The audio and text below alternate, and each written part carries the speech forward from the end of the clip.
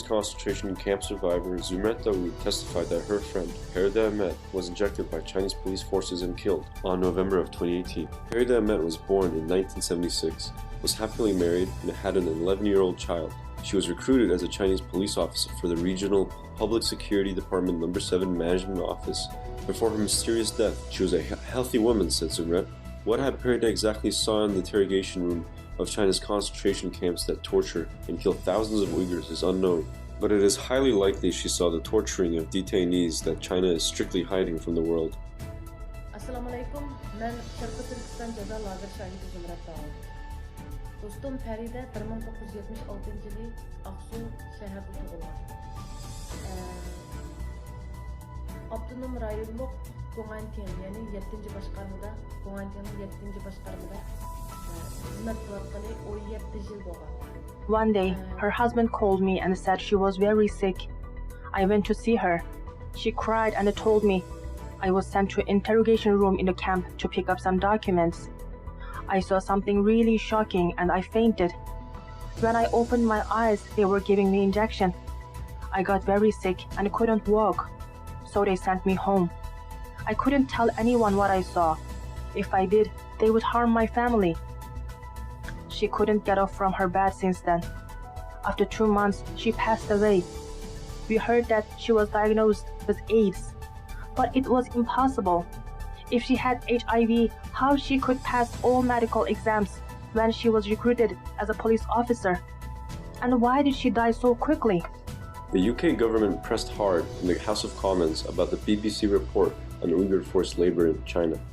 China is forcing hundreds of thousands of Uyghurs and other Turkic Muslims into hard manual labor in the vast cotton fields of East Turkestan, according to the new BBC report.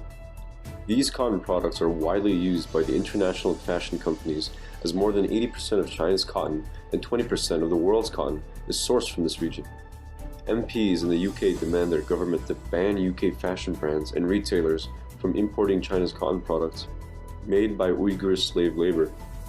Members of the European Parliament are also concerned about the extreme human rights violations of China and its inhuman treatment against Uyghurs and other Turkic Muslims.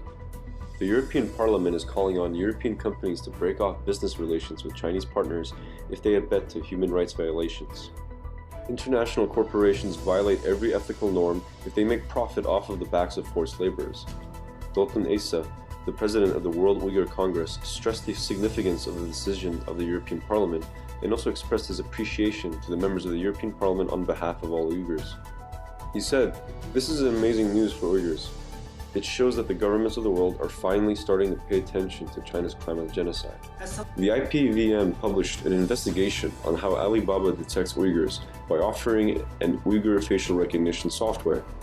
Alibaba clouds have documentation with code examples of how the software identifies Uyghurs. They can use this simply through images from the person's phone or a surveillance video. If Alibaba suspects that person is Uyghur, it will flag the person. Alibaba is China's largest e-commerce firm. Similar to Amazon's AWS, Alibaba has a huge cloud division called Alibaba Cloud, which touts more than 3 million paying customers worldwide and is China's largest cloud service. The president of the East Turkestan Information Center, Rukiye Turdush, criticized Alibaba's support of the government of China's crime. I don't think Alibaba controls itself free from Chinese Communist Party's influence. There should be money from government contracts with the CCP.